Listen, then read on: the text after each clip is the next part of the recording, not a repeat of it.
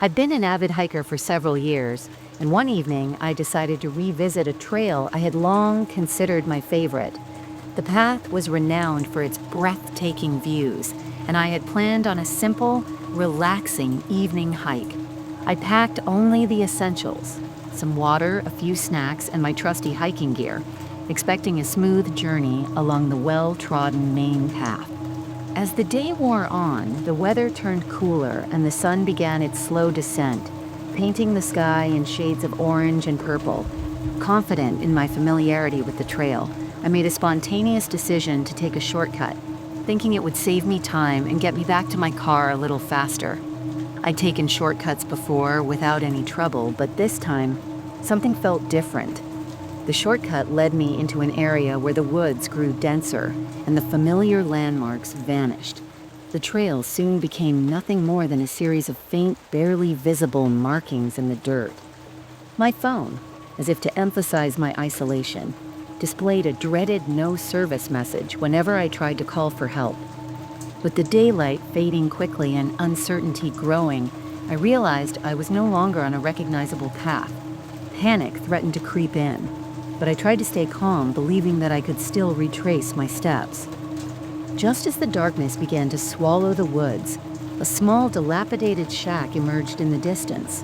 The building looked as if it had been abandoned for years.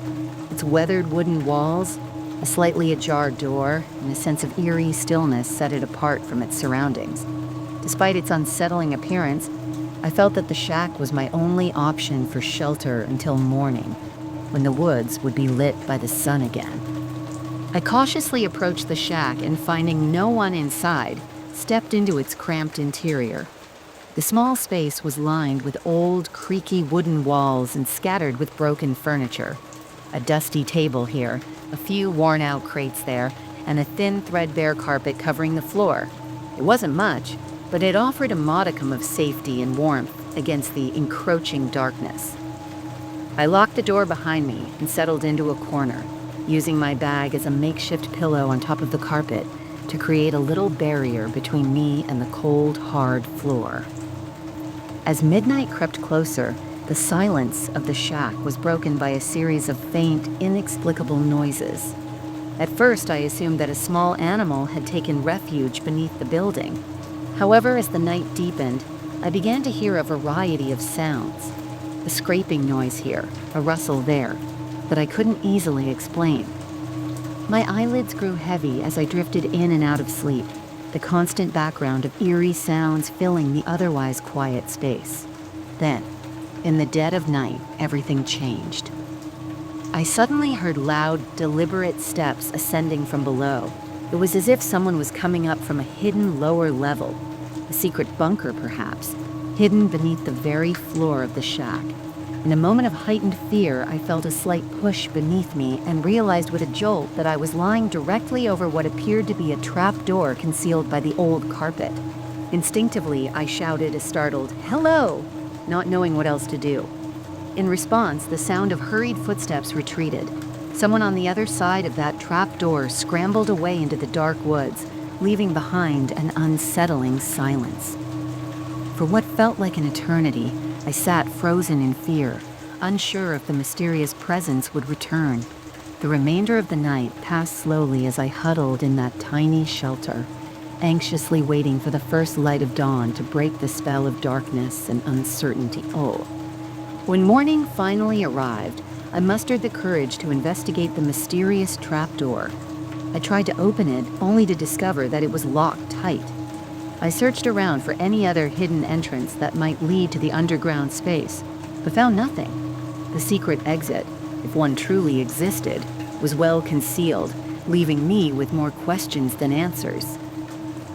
Once daylight illuminated the forest, the path seemed to reveal itself more clearly. I made my way back to the hiking trail, the familiarity of the daylight easing the lingering tension of the night. After a few hours of careful trekking, I finally reached the parking lot and immediately reported my eerie discovery to the authorities. However, when they asked for precise details about the location of the shack and its hidden trapdoor, I could only offer a vague description.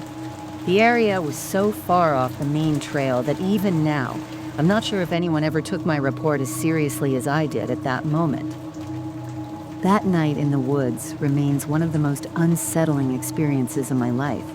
A strange encounter with the unknown that left me questioning what secrets lay hidden beneath the surface of a seemingly abandoned shack.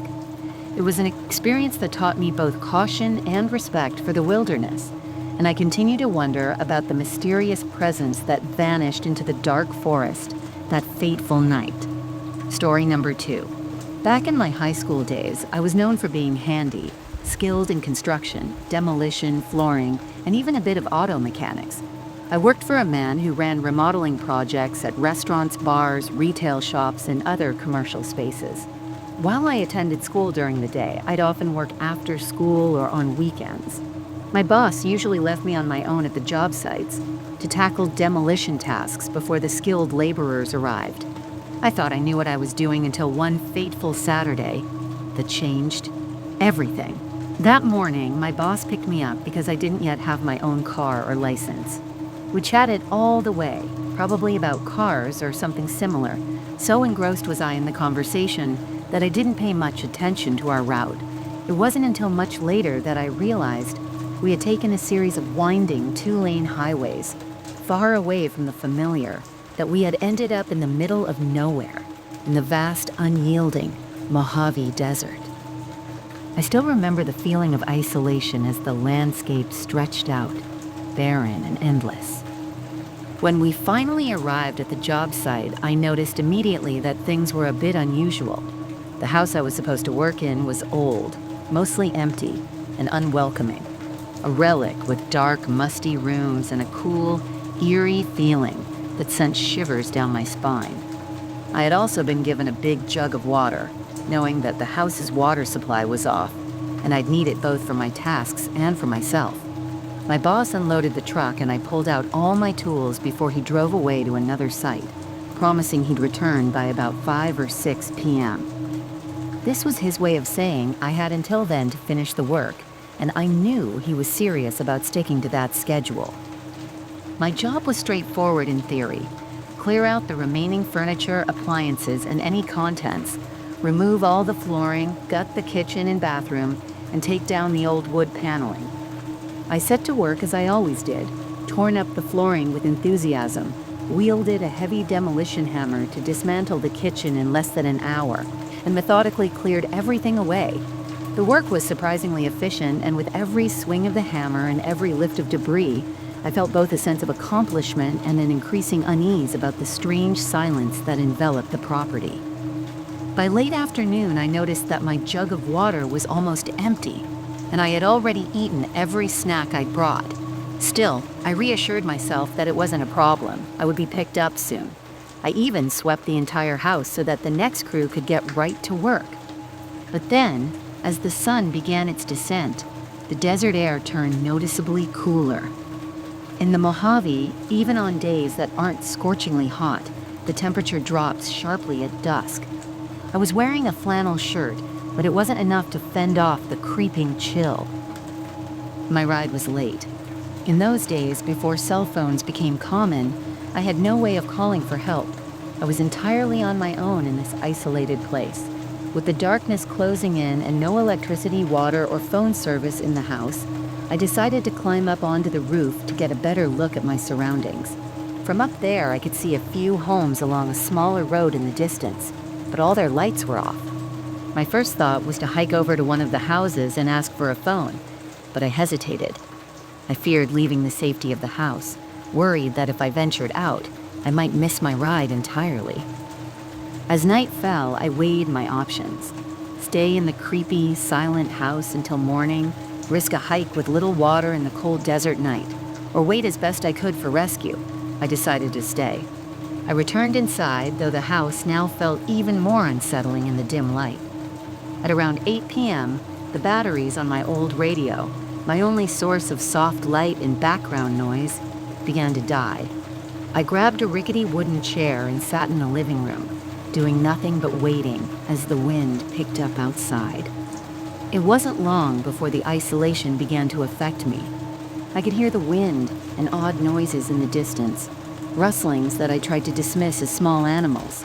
But soon, the whispers of the night seemed to grow louder, and shadows danced around the edges of my vision.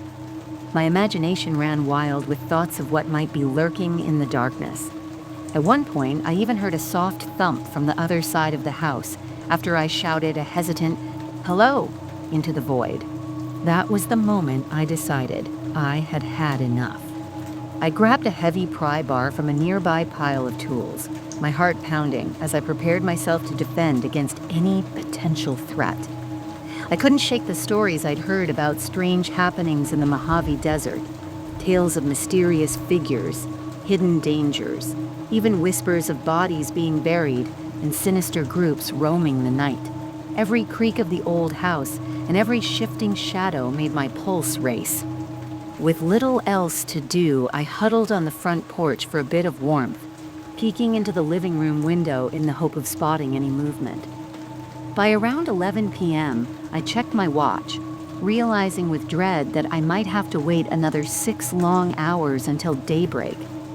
Closer to midnight, I found myself wide awake again, eyes fixed on the dark dirt road outside, scanning for any approaching headlights or a sign of rescue. Then, as if my anxiety wasn't enough, I caught sight of a shadow moving inside the house, a fleeting shape that sent my heart into a frenzied beat. Terrified that I might not be alone, I decided to retreat from the porch. As I began backing away carefully, I tripped over a pile of debris and tumbled to the ground. In that vulnerable moment, I felt a surge of panic. I tried to get up, but my body wouldn't cooperate, and it was as if something invisible pushed me down. Just when I thought I couldn't feel any more fear, brilliant beams of light broke through the darkness. I looked up to see my boss standing above me, flashlight in hand, his concerned face illuminated by the sudden brightness. He had arrived, at long last. I was so relieved to see him that, despite all the terror of the night, I couldn't help but smile weakly. He quickly apologized, explaining that he had assumed the other crew was coming to pick me up. It turned out that he had only been scheduled to return at a specific time, and when he later spoke with the other crew leader about my progress, they realized I was still out there on my own. My boss felt terrible about leaving me stranded and promised that he would pay me for the entire time I had been waiting in that dreadful house. As we drove back, I couldn't help but ask about the eerie, desolate house and the unsettling feeling it had given me. My boss admitted that he didn't know much about the place, only that it was the site we were supposed to work on. Whether I had been playing tricks on my mind or truly experiencing something inexplicable, one thing was certain. That night, lost alone in the heart of the Mojave Desert, was the scariest night of my life. Story number 3. It was a warm summer night when I decided to go kayaking on Lake Superior, a lake I'd come to know and respect over years of paddling.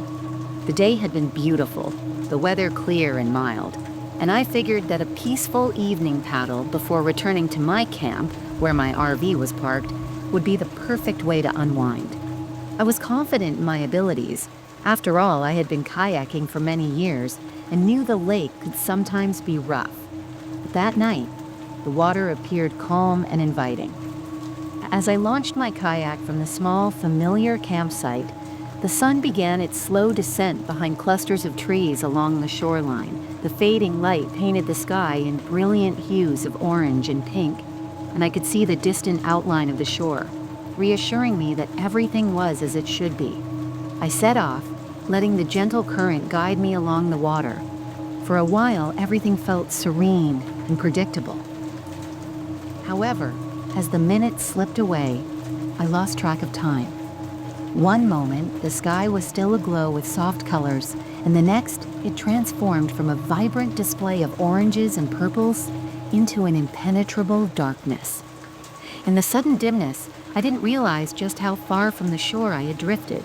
The familiar markers of my launching spot, once clear in the fading light, had vanished, swallowed by the night. The only thing I could make out was the dark expanse of water and a vague, indistinct outline of the distant shoreline, barely visible under the glow of the moon. Panic began to nibble at the edges of my calm. I started paddling along the shore, desperately searching for any sign that I was near my campsite.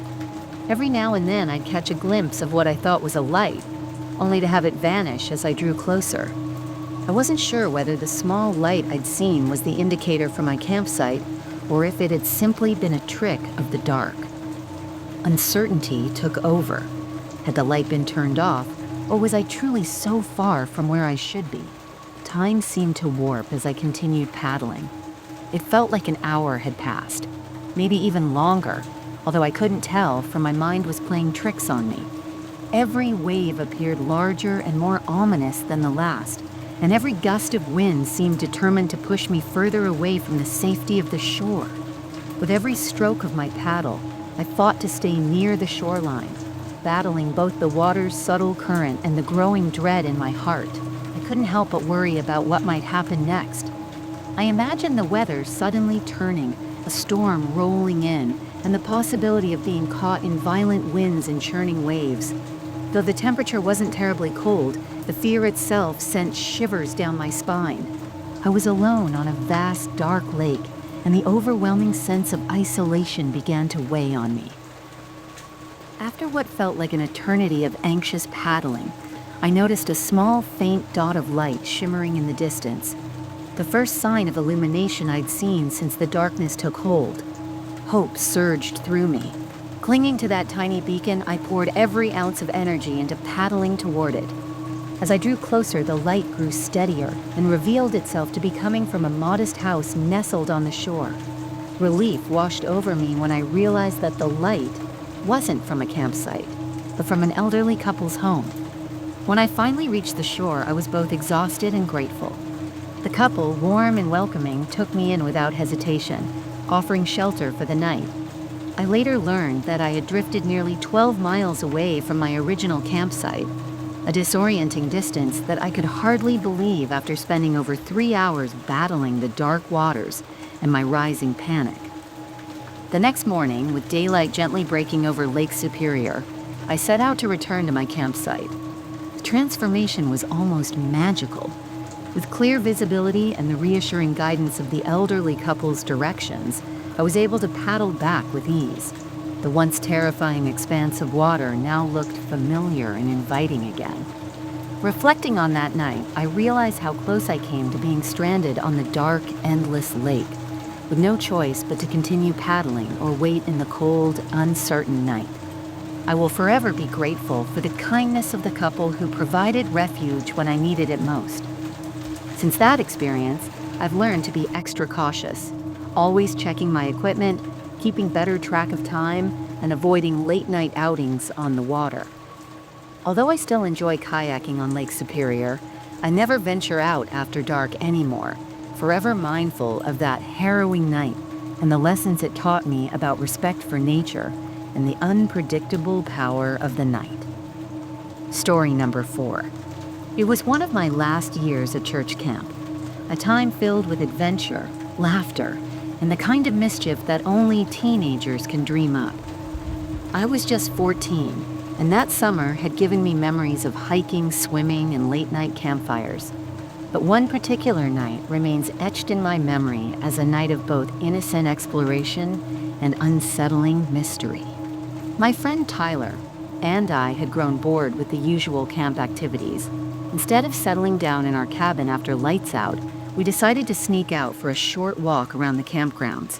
We weren't planning on straying too far, just a gentle adventure to talk about life, share spooky stories, and maybe even scare each other a little. Quietly, we slipped out of our cabin, careful not to wake anyone or draw attention, and headed down the familiar path toward the woods behind the camp. At first, the cool night air and the quiet rustle of leaves made the experience feel almost magical. The camp, isolated in the middle of nowhere, had no houses for miles, no streetlights, only a scattering of small buildings and endless rows of towering trees. We knew the camp well during the day, but navigating it in the pitch-black night was a completely different matter. As we walked and laughed softly, the darkness seemed to wrap around us like a living, shifting presence. After what felt like only a short while, we decided to head back. But as we turned to retrace our steps, something was off. The camp did not look the same. The trail we had followed earlier seemed to twist and turn in unfamiliar ways, and the comforting glow of cabin lights was nowhere to be seen where we expected it. Instead, the shadows of the trees appeared deeper and almost alive, as if they were closing in around us.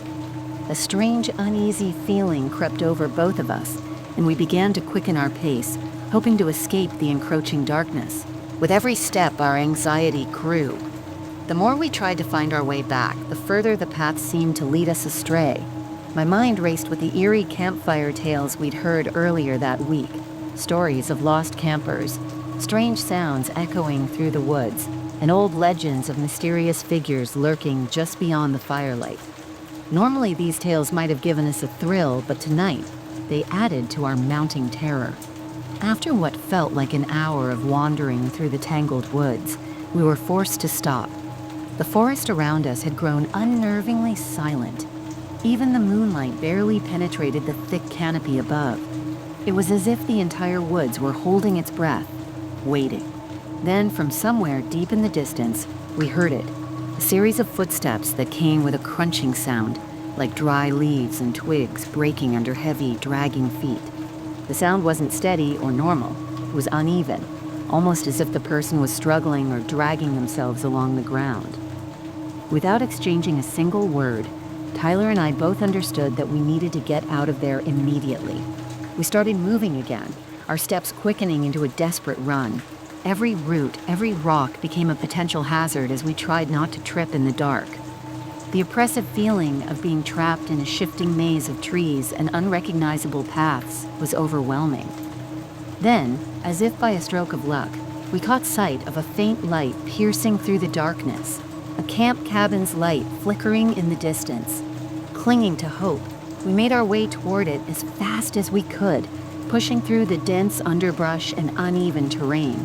Finally, we broke through the trees and emerged onto the main path right in front of the campfire area, where the familiar glow of the cabins offered a welcome relief from the terror we'd just experienced. By the time we reached our cabin, neither of us spoke a word. We simply sank into our bunks, hearts pounding and minds racing, knowing that no one else had any idea we'd been missing. Even now, I'm not entirely sure what truly happened out there that night. It felt as if the woods themselves were alive, constantly changing, almost purposefully keeping us lost and trapped in an endless labyrinth. The strangest, and perhaps most disturbing, part of that night was the discrepancy in time. I remember checking my watch during our frantic escape.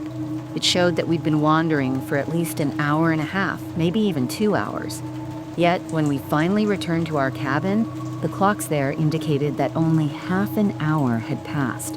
The mystery of that lost time added to the eerie atmosphere, leaving us with more questions than answers. After that night, Tyler and I never dared to explore the campgrounds after dark again. The experience taught me a valuable lesson about the unpredictable nature of fear and the power of the unknown.